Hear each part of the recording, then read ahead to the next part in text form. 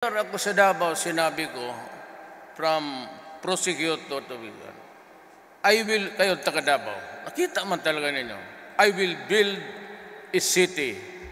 I will build you a city that is comfortable. I want your wife and daughter, sinabi ko sa police, ask your wife and daughter to walk around Davao, even during the darkness of the night. If they go home unmolested, if they come home safe and sound, if they come home happy from where they were, using the streets of Davao City, that is the environment that I want for my city. Ang Constitution kasi, abbreviate ko lang. It says that I have to protect the people and preserve the Republic. Yun ang trabaho ko. Kaya gusto ko to protect all, not only yung pati yung mga komunista sana. Itong droga, dito tayo tinanong ako kanina. Doon kasi worldwide, I'm being pictured as a killer, a murderer. Ng Amerika, gusto pa ako bitayin ng mga, wala lang kayo sa Pilipinas. But during the time of President Ramos, tinawag si Alunan ang DILG secretary noon sa Amerika. Pinagsabihan siya ng mga Amerikano noong panahon ni Ramos, that the drug situation in the Philippines is getting out of control. Your country is being flooded with shabu. So nung umuwi na si Alunan, tinawag kami yung mga mayors. Then we were warned to do everything. Ako naman noon prosecutor. Sa korte lang ako doing trial work. But marami akong nakita na bumagsak ang kaso ko dahil sa korupsyon. Nabibili ang police, nabibili ang prosecutor, nabibili ang judge. Kaya kung ako pagkaganon, sinabi ko nagpresidente ako, there were about 7 generals ng Manila Police Department who were into drugs, pati customs lumulusot. Kaya sabi ko, ang akala ko, ang kalaban ko, itong mga NPA, madurugista,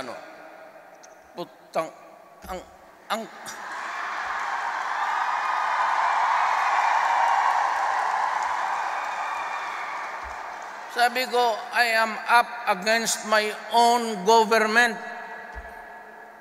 Kung paano to? Kaya nung mayor ako sa Davao, sinabi ko, from prosecutor to victim, I will, kayo taga Davao, nakita man talaga ninyo, I will build a city. I will build you a city that is comfortable. I want your wife and daughter, sinabi ko sa police, ask your wife and daughter to walk around Davao, even during the darkness of the night. If they go home unmolested, if they come home safe and sound, if they come home happy from where they were, using the streets of Davao City, that is the environment that I want for my city. At nag-warning ako, alam mo mga taga Davao, sinabi ko sa inyo, huwag kayong pumasok sa droga at sisirain ninyo ang siyudad.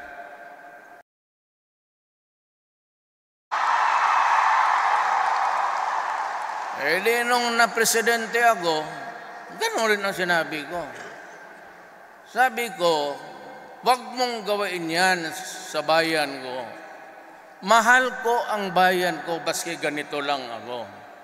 I love the Philippines. Sabi ko nga doon sa kampanya, I love the people of the Philippines. Kadugo ko yan eh. Sabi ko, wag kayo dito, lalo na kayong mga foreigners. Puta.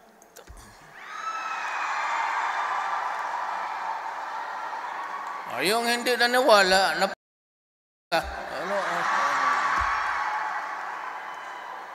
you know, I cannot understand itong human rights instigated by America, pati itong bleeding hearts ng Europe, itong mga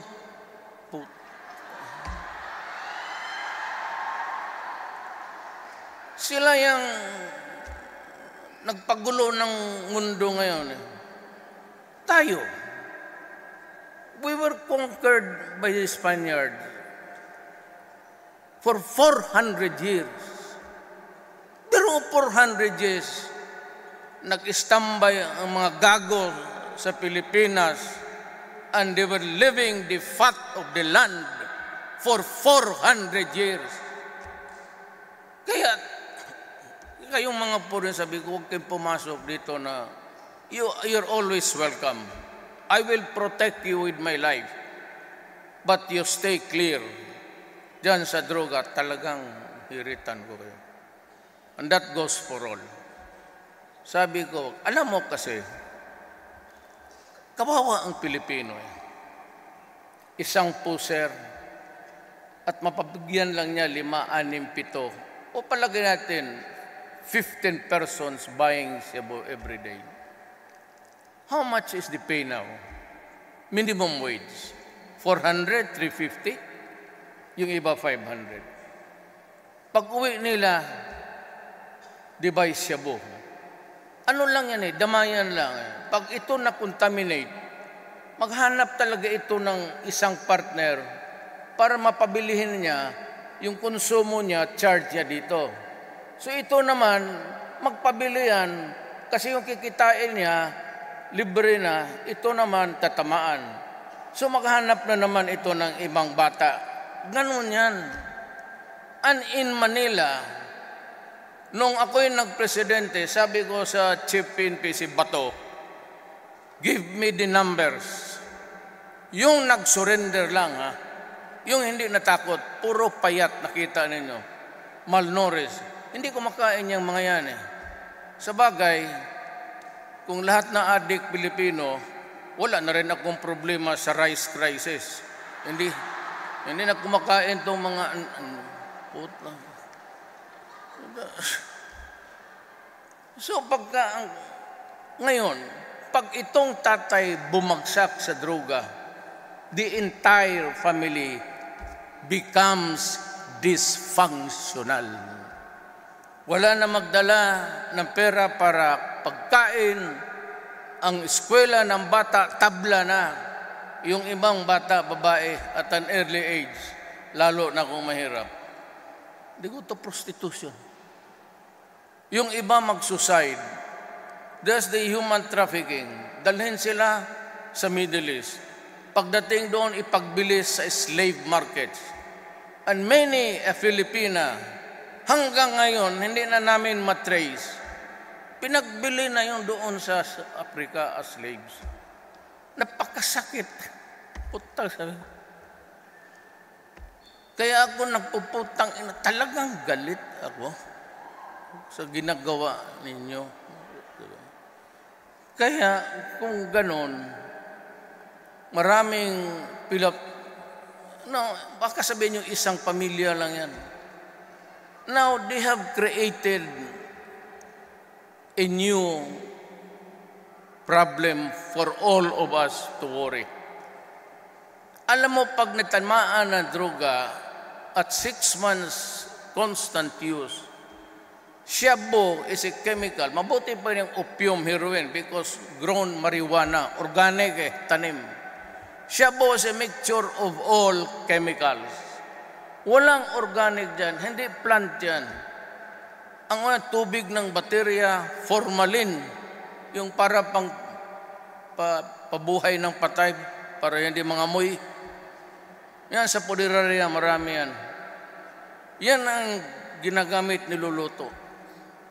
It shrinks the brain. And when the brain has shrunk, you have an inutil Filipino. Doon sa Maynila, counted nila doon sa TV nag-surrender 1,600,000. Palagay na natin ang hindi nag-surrender another 600,000. They are now slaves. Slaves sila to a chemical called shabu.